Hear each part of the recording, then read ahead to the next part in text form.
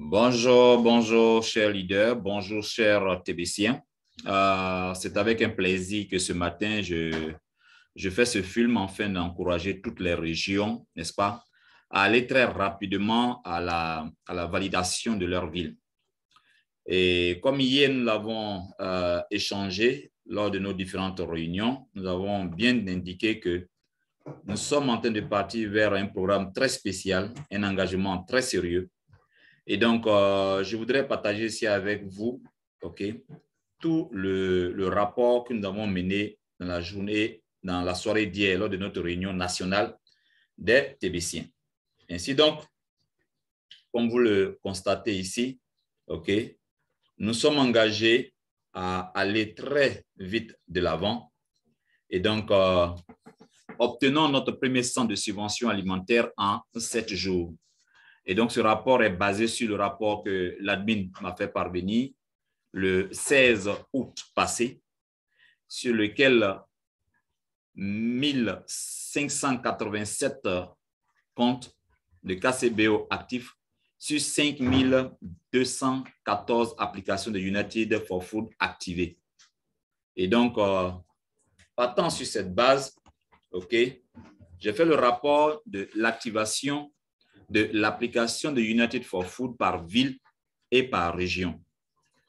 Sur la base de ces 5214 applications de United for Food activées pour 1587 comptes de KCBO actifs au 16 août 2021. Ainsi donc, la zone 1, qui est la zone d'Abidjan, composée d'Abidjan même, qui elle, est divisée en 4 parties. Abidjan Nord est 97 personnes qui paient les frais d'admin. Abidjan Sud avec 54 personnes qui paient les frais d'admin, qui ont payé les frais d'admin, pardon. Abidjan Est avec 386 personnes qui ont leurs comptes actifs et Abidjan Ouest avec 87 personnes. À Abidjan, dans la zone 1, il faudra ajouter la ville d'Azopé, où il y a 2 personnes qui ont activé leur compte, la ville d'Adiaké, la ville de Sikensi, une personne par ville. Malheureusement, la ville de Jacquesville n'a pas eu de changement, et donc 0. Dans la zone 2, qui est la zone de Bassa-Sandra, avec 539 comptes actifs en ce moment. La région de la Nawa compte 21 comptes actifs, San Pedro, 201 comptes actifs, et le Boclé, 138 comptes actifs. Zone 3. Dans la zone 3, qui est le district des montagnes, dans cette zone, qui compte 259, n'est-ce pas, comptes actifs, qui est composé de 8 personnes pour le Tompi, 229 personnes pour Giglo, 20 personnes pour le Cavali et 1 personne pour Diokwe et Guémon. Mais il ne faut pas en manquer. C'est la zone du leader Oulaï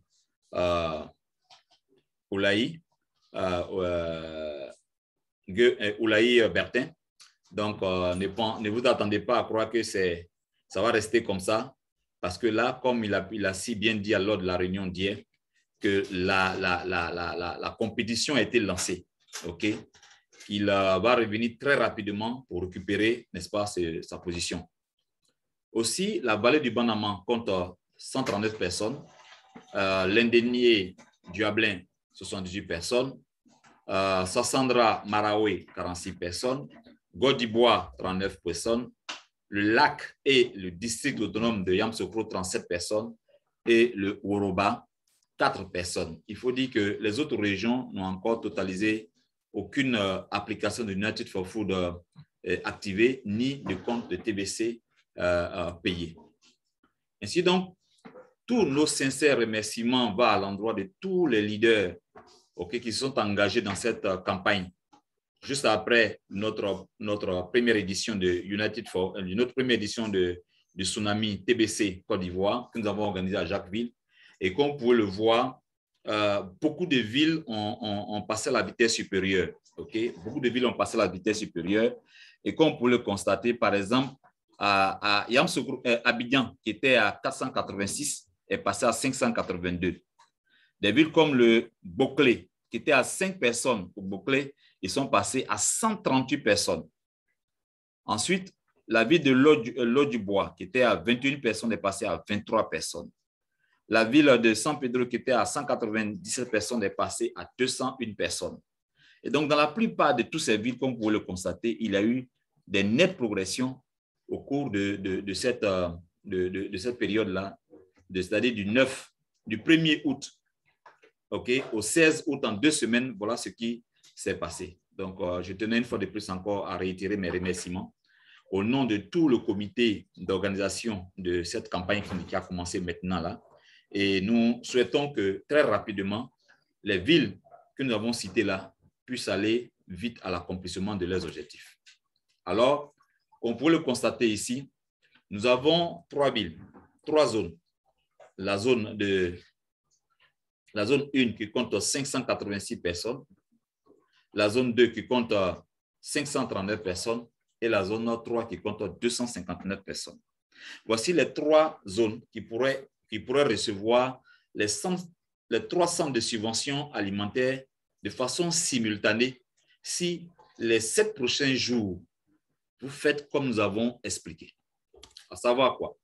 On prend juste un exemple. Objectif 1, réaliser 1000 comptes de TBC actifs en 7 jours. On prend pour le premier cas, le cas d'Abidjan, qui est une ville qui a plus de 50 comptes de TBC actifs, soit le total de 586 comptes actifs. Donc, si on prend le premier compte actif, auquel on ajoute un compte non actif, on a 2 comptes. Si on prend un deuxième compte actif, auquel on ajoute un deuxième compte non actif, ça fait 4 comptes. Ainsi de suite jusqu'au 586e compte actif actuel, qui lui aussi ouvre un autre compte ou bien qui paye un autre compte, nous serons à 1170 comptes. Et lorsque le 586e compte actif actuellement va ouvrir un autre compte et payer les frais d'admin de ce compte, Abidjan aura 1172 comptes actifs, 1172 comptes de KCBO actifs. Ce qui signifie que Abidjan, dans son état actuel, pourra doubler le nombre de comptes actifs dans son KCBO et faire d'Abidjan la première ville qui aura accompli l'objectif de 1000 comptes actifs en 7 jours. Ce qui serait donc un élément très important. Déjà que nous avons dépassé les 5000 personnes au niveau de la Côte d'Ivoire, au niveau de l'application, cela met en position déjà le cas d'Abidjan dans une très bonne position. Cela pourra se faire pareillement pour la ville de San Pedro, qui n'est pas trop loin aussi d'Abidjan, qui sont à 539 personnes. Aussi, deuxième cas, le cas de Guiglo, qui est une ville qui a moins de 500 personnes. Dans ce cas de Guiglo, qui a moins de 500 personnes, soit 259 KCBO actifs actuellement, nous demandons à tous les leaders, à tout TBCien, de tabler sur 2 éléments importants. D'abord, sur Lifeforce et United for Food. Lorsque vous tablez sur Lifeforce, il faut insister sur l'assurance santé 100%.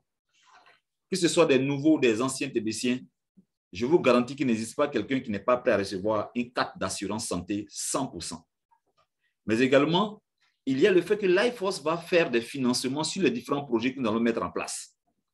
Et ensuite vient maintenant le United for Food, en second plan, qui permettra aux TBCiens de payer 50% cash, 50% kringle, tout ce qui sera achat pour la popote. Si nous essayons de respecter ce programme-là très clairement, en expliquant aux gens, sans parler même de KCBO, sans même parler de crypto-monnaie, de TBC, on explique simplement à des gens que Lifeforce pourrait être une opportunité incroyable pour eux parce qu'ils ont la chance de se faire financer, de recevoir des fonds. Ils ont également la chance de recevoir une carte d'assurance santé 100% couverte. Et ensuite, nous pourrons aller très rapidement à la phase économique et pousser donc les gens à commencer à apprendre à utiliser United for Food comme moyen transitoire.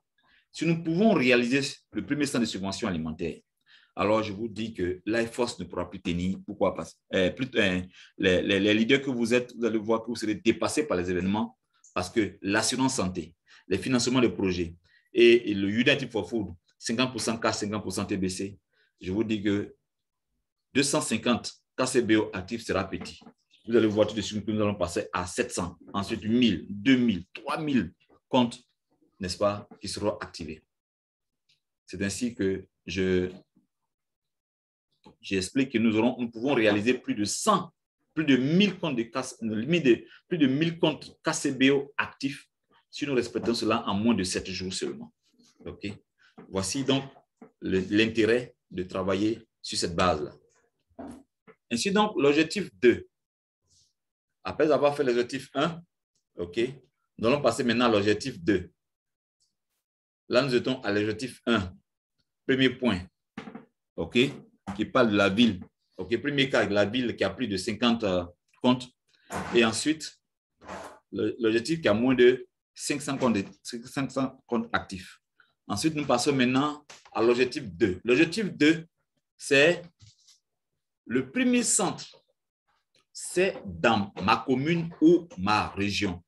Cela signifie que la première ville ou commune qui aura permis l'achèvement du but des 1000 comptes KCBO payés va héberger le centre de subvention alimentaire dans sa commune ou bien dans sa ville. Je l'explique. Dans le cas de Abidjan, qui est divisé en 4 régions, à savoir Abidjan Nord, Abidjan Sud, Abidjan Ouest et Abidjan Est, s'il se trouve que c'est Yopougon qui se trouve à Abidjan Ouest, qui parvient à apporter le plus grand nombre de personnes à compter du lundi aujourd'hui, qui apporte le plus grand nombre de personnes, afin que Abidjan puisse achever, n'est-ce pas? C'est pour qu'Abidjan puisse achever son objectif de 1000. Si nous regardons que nous constatons que les 1000 personnes restantes ont été entièrement cumulées et produites par la commune de Yopougon, alors c'est à Yopougon qu'il y aura le centre de subvention alimentaire. Si ce n'est pas le cas, ça pourrait être à Cocody, à Bingerville ou alors à Angré, par exemple. Sans quoi, ici, désormais, c'est une compétition qui vient d'être déclarée entre les villes, entre les communes. Je tiens encore une fois de plus à dire merci pour votre engagement et organisons-nous pour recevoir notre centre de subvention alimentaire que la Côte d'Ivoire gagne. Merci encore et au revoir à tous les leaders et merci pour tout votre soutien pour l'accomplissement de cet objectif-là. Passez donc une très bonne semaine et à nous revoir à la réunion avec la masse d'adoption tout à l'heure. Merci.